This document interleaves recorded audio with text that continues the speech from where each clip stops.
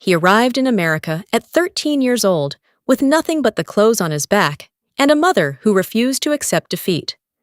He started work as a bobbin boy in a cotton mill, 12 hours a day, 6 days a week, for $1.20.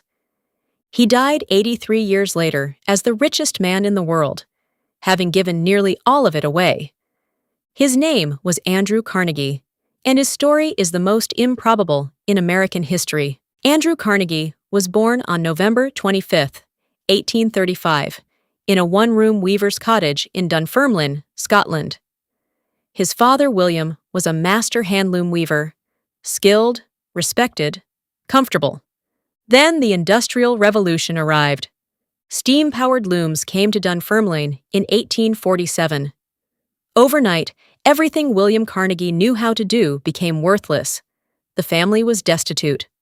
"It was burnt into my heart then," Carnegie later wrote, "that my father had to beg for work. And then and there came the resolve that I would cure that when I got to be a man." His mother, Margaret, was made of different material. She had heard about America. She borrowed money from relatives and made the decision. The family was leaving. In 1848, the Carnegies arrived in Allegheny, Pennsylvania, a grimy mill town outside Pittsburgh. Andrew was 13 years old. His formal education was over. He had attended school for 4 years total. He went to work, bobbin boy, telegraph messenger, telegraph operator. Carnegie had a gift for telegraphy. He learned to read messages by sound, by ear, without a paper tape. It was an unusual skill. It got him noticed.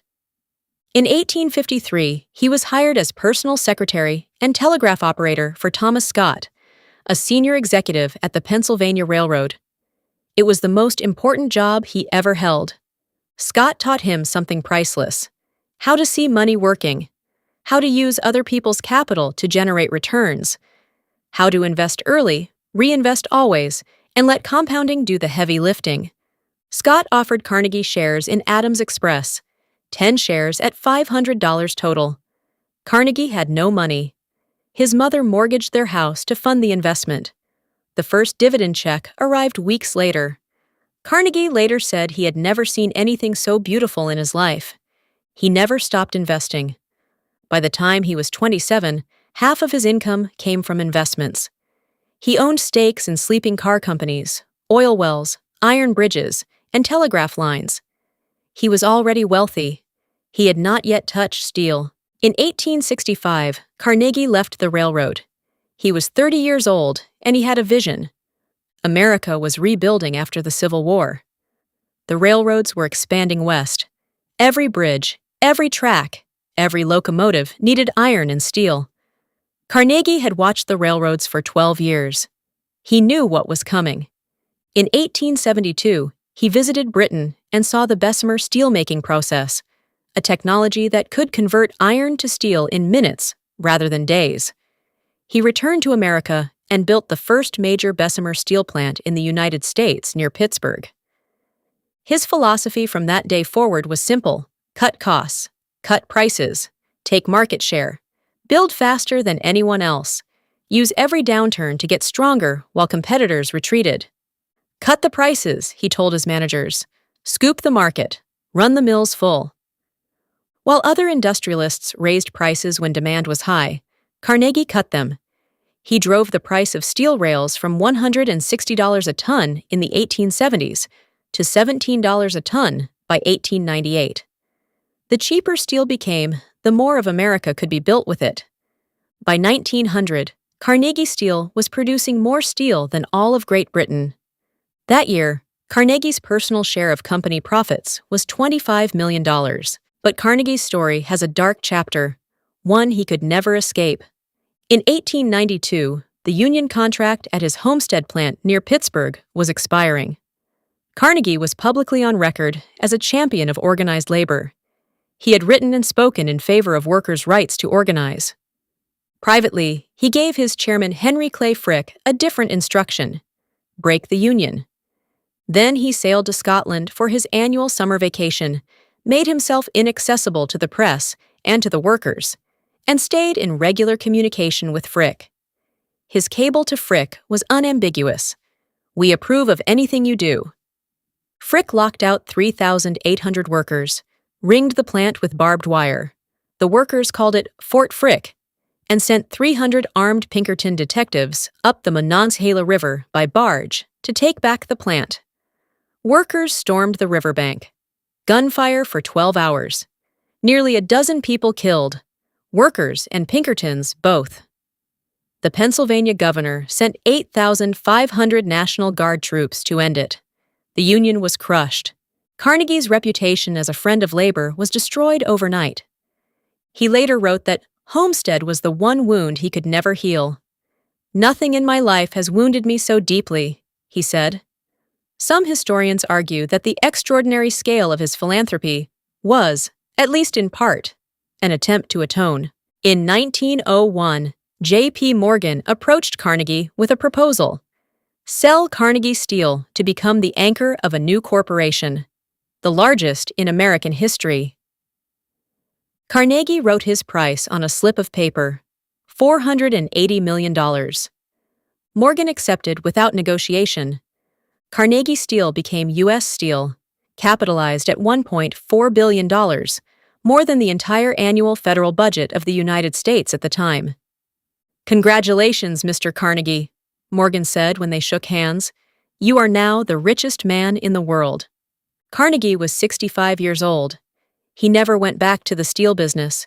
He had a plan and a deadline: give it all away before he died. He had written down the plan 12 years earlier in an 1889 essay called The Gospel of Wealth. His central argument: the man who dies rich dies disgraced.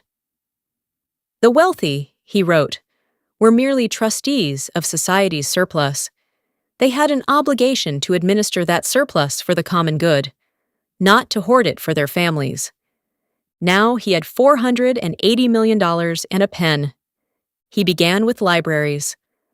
As a penniless boy in Pittsburgh, Carnegie had been given access to Colonel James Anderson's private library, open to working boys every Saturday evening. Those books had changed the trajectory of his life. He never forgot that one act of generosity. Between 1883 and 1917, Carnegie funded the construction of 2,509 public libraries across the United States, the United Kingdom, Canada, and beyond. He spent $56 million on the buildings alone. At the time of his death, roughly half of all public libraries in the United States were Carnegie-built. The first was in his hometown of Dunfermline, Scotland. A debt repaid, but libraries were just the beginning. Carnegie Hall in New York City, still one of the world's great concert venues. Carnegie Mellon University in Pittsburgh, founded to give working-class children practical skills and trades, now a global research institution. The Peace Palace in The Hague, built to house the International Court of Justice and serve as a home for international arbitration. The Carnegie Endowment for International Peace, founded in 1910. The Carnegie Institution for Science, founded in 1902.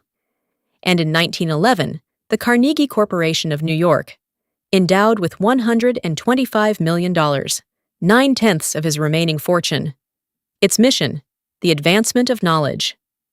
By the time he died on August 11, 1919, Carnegie had given away over $350 million. He died in Lenox, Massachusetts. He was 83 years old. He had not quite managed to give it all away. The foundations and trusts he created continued his work for generations, and do so today. 3 lessons from Andrew Carnegie's story. First, access changes everything. Carnegie's entire trajectory changed because one man opened his library to working boys on Saturday evenings. One act of access produced the richest man in the world, who then built 2,500 libraries so the same opportunity could exist for others. The return on access is incalculable. We cannot predict which child, given access to books or education, will change the world. Second, success and integrity are not the same thing. Carnegie championed workers publicly while crushing them privately at Homestead. He wrote about the obligations of wealth while running one of the most ruthless industrial operations in America. Both things are true. What we say and what we do are both part of the historical record, and history keeps both. Third, the second act can define you. Carnegie the Steel Baron would be remembered as a robber baron, a footnote in Gilded Age capitalism. Carnegie the philanthropist is a monument. He spent 18 years redefining what wealth was for, and in doing so, set a moral standard that the world's wealthiest people are still measured against today. Bill Gates and Warren Buffett's giving pledge is Carnegie's idea, 130 years later. He arrived at 13 with nothing. He built the most powerful steel company in the history of the world. He sold it at 65. And he spent the next 18 years trying to give the money back. He arrived with nothing. He built everything. He gave it all back. Andrew Carnegie remains the most generous industrialist in American history, and the most complicated. Thank you for joining us for episode 10. Our next episode is J.P. Morgan, the banker who saved America twice, invented modern finance, and never ran for office. Until then, stay curious.